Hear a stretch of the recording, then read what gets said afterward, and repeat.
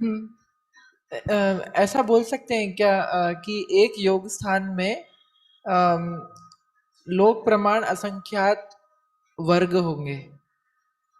एक योग योग स्थान स्थान में में या नाना गुणहानी में मतलब जितने जीव के वर्ग प्रदेश होते जितने हैं ना, प्रदेश हैं उतने ही हुए ना, लोक प्रमाण संख्या।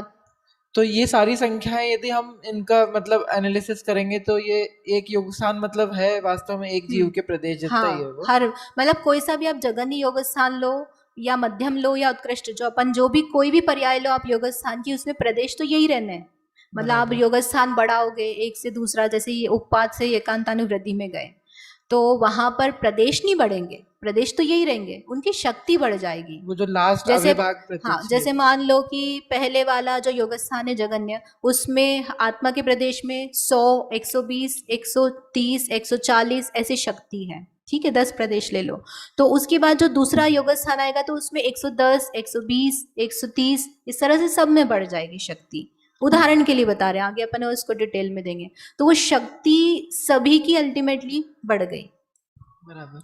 और लेकिन प्रदेश उतनी ही है, कांस्टेंट। प्रदेश मतलब जीव के प्रदेश जितने। हाँ।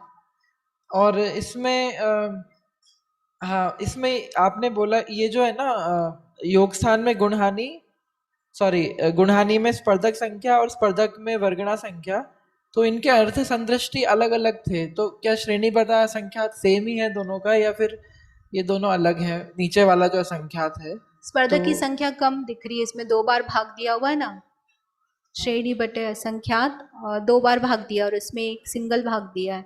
तो जो वर्गणा की संख्या है वो ज्यादा आ जाएगी और स्पर्धक की संख्या कम होगी। अच्छा, ठीक है।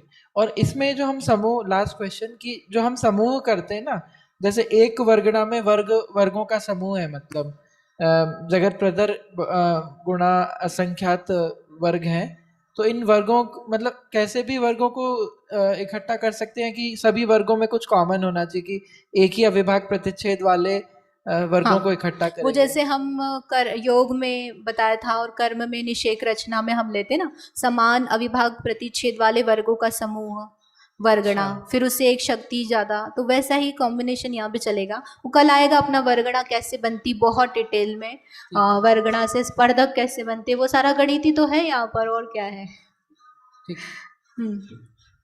तो अभी आपने जैसे बताया भैया को, तो जब हर टाइम चेंज हो रहे हैं अविभाग प्रतिच्छेद, तो फिर हम डेफिनेट संख्या कैसे बोल सकते हैं एक वर्गणा में वर्ग की, क्योंकि चेंज हो गया ना, फिर वापस से वो नई वर्गणा नहीं बनेगी और फिर उसमें फिर से कुछ संख्या पर वो उसी चेंज होगी। प्रकार से रहेंगी, जो संरचना बनेगी ना, भले ही शक्ति बढ़ गई लेकिन दूसरा कोई सा आ जाएगा, तो कॉम्बिनेशन इतने इतने नंबर वाला तो रहेगा ही। और दूसरा क्या होता है, थोड़े थोड़े समय बाद आगे आएगा अपूर्व स्पर्धक, तो वो प्रदेश कम कम सब में थोड़े थोड़े होकर के फिर एक नया स्पर्धक बन जाएगा, तो वो सारी चीजें आगे आएंगी उसमें। ओके।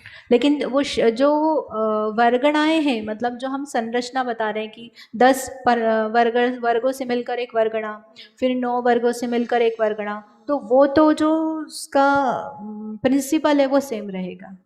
और वो अविभाग प्रतिच्छेद ओम चेंज नमः। होके भी वो प्रिंसिपल चेंज वैसे ही रहेगा ऐसा? अविभाग प्रतिच्छेद चेंज हो चेंज गए हो गया, फिर भी शक्ति वैसे बढ़ेगी ना। ही? हाँ। बहुत ज्यादा ही समझ में आया आप लोगों को। मुझे आशा नहीं थी कि आप इतने पूछ लोगे। आई थिंक जो लोग नहीं मेरा पूछ रहे हैं वो ये सोच रहे हैं कि हम क्या पूछें। अभी यहीं तक करते हैं, लेकिन ये जो विषय है ना, ये विषय आत्मा का है। आत्मा का मैंने कहा था ना, सूक्ष्म आत्मा दिखाई देगी। अभी अपन जो उदय पढ़ रहे हैं वो उदय तो वास्तव में क्या कर्म से रिलेटेड है, सत्ता भी आएगी वो कर्म से रिलेटेड है। योग स्थान जो पूरा का पूरा है वो पूरा का पूरा आत्मा की रचना है। ये जो हमारी आत्मा है जो अपने को दिख नहीं रही है लेकिन अनुभव में आ रही है, इसमें वाइब्रेशंस के टाइप्स क्या हैं, कितने कितने प्रदेश एक साथ होकर के वो कैसी कैसी शक्ति वाले हैं उनका, अभी वो वर्ड्स आए अभी अपन समझे नहीं है। गुणहानि है, वो गुणहानियों का मीनिंग क्या है, वो कैसे व्यवस्थित रूप से जमे हुए प्रदेश हैं, किसी में कम है किसी में ज़्यादा है, कितनी ज़्यादा कम है। तो वो काफ़ी इंटरेस्टिंग है लेकिन काफ़ी गहन है। हम लोग जब पढ़ते थे तो ये पढ़ते पढ़ते करीब समझो कहाँ से चालू किया, 2007 से। उसके बाद में धवल की पुस्तक आई 10वीं, तो 10वीं पुस्तक आते आते हमको इतने कॉन्सेप्ट्स मतलब क्लियर नहीं थे। सुजाता ताई जो अभी दीक्षा भी ले ली उन्होंने, तो वो हम उनसे पढ़ते थे। तो वो जब 10वीं पुस्तक की वाचना उन्होंने करी पहले खुद ने, फिर जब हम वो पढ़ा रहे थे हमको, तो उस समय उन्होंने पढ़ाते पढ़ाते बोला अब समझ में आया ये, अब मैं आपको समझाती हूँ ठीक से। मतलब करते करते करते अनेकों बार हो चुका, तब जा करके मतलब ये चीज़ क्या कहना चाह रहे हैं। अभी योग यव आएगा, उसके बाद में जीव का योग यव आएगा, 2 डिफरेंट डिफरेंट यव्स। अब वो कहने के लिए गणित है, लेकिन वो क्या उसकी भाव भासना है, तो वो Visualization. समझने में ही बड़ा समय लग जाता है, टाइम लग जाता है। मतलब आप सोचो पहली पुस्तक से पढ़ते पढ़ते अपन 10वीं तक पहुँचो, वो भी एक बार कर ली 2 बार कर ली, उसके बाद में जाकर के वो उन्होंने कहा कि अब हमको आ गया। मुझे तो याद ही नहीं कि जो पहली बार मैंने पढ़ा होगा तो मुझे ऐसा लगता है मैंने तो कुछ पढ़ा ही नहीं था, मुझे समझ में ही नहीं आया। दूसरी बार मेरे को लगा था आ गया, लेकिन जब तीसरी बार अभी जब पढ़ रही हूँ पढ़ाने के लिए, तो मुझे लगता है मैंने पढ़ा ही नहीं था ऐसा जो अभी समझ में आ रहा है। तो इसमें बहुत अद्भुतता है, समझोगे तो इतना अच्छा आनंद आता ना, जबकि ये प्रदेशों की संरचना कहीं देखने को ही नहीं मिलती है। आप बोलते हैं ना असंख्यात प्रमाण लोक प्रदेश हैं, ये लोक प्रमाण असंख्यात आत्मा के प्रदेश है, लेकिन वो कैसे है, कैसे उसमें काम होता है, कैसे बंधन हो रहा है, वो बिल्कुल एकदम दिखने लग जाता है जब ये समझते हैं। अच्छा है, इंटरेस्टिंग। कहने का आशय ये है कि आपको कोई कठिनाई आ नहीं रही होगी वैसे, मतलब इतने प्रश्न तो मेरे को ही पहली बार में नहीं आए होंगे, और आप ये देख सकते हो कि समझ में तो आ रहा है, और नहीं भी आ रहा है तो जब तक आप पहली बार सुनोगे नहीं तब तक दूसरी बार कैसे जाएगा। मतलब वर्ड्स जाएंगे, परिणाम, एकांत, अनुवृद्धि, वर्ग, वर्गणा, स्पर्धक, तो वो कभी तो पहली बार आएगा ना, पहली बार से दूसरी बार में, दूसरी से तीसरी में, तो it takes time. So bear with us, मतलब आपको चलता रहेगा। और भी जो प्रश्न होंगे, अभी बहुत सारा बच्चा है इसमें तो आना, और गणित वगैरह सब बहुत अच्छे समझ में आएगा। तो नहीं भी आया हो किसी को तो घबराए नहीं, और आप आसपास वालों का ध्यान रखना। और बहन जी बताना भूल गई थी शायद, आपको बीच में अपने लोगों उठा का देना। ध्यान रखना चाहिए, नहीं तो समझ गए ना, नहीं समझे मैं कल समझा दूंगा। जिनवाणी स्तुति। मिथ्यात्म नाश वेको ज्ञान, अपर भास वे को भानु सी बखानी है।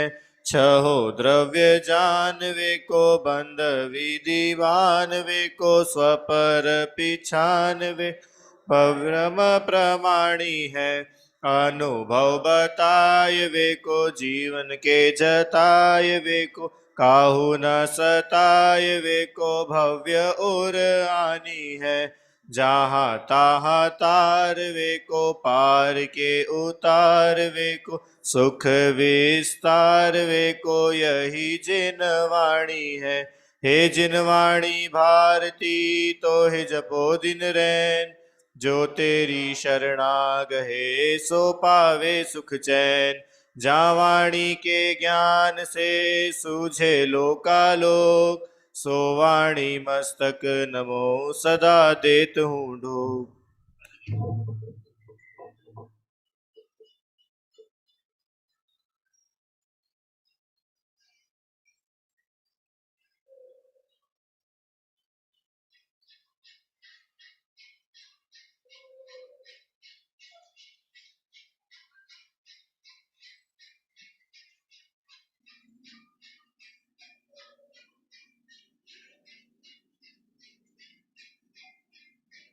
जय बोलो द्वार संघ में जिनवाणी माता की जय। महान जैन धर्म की जय।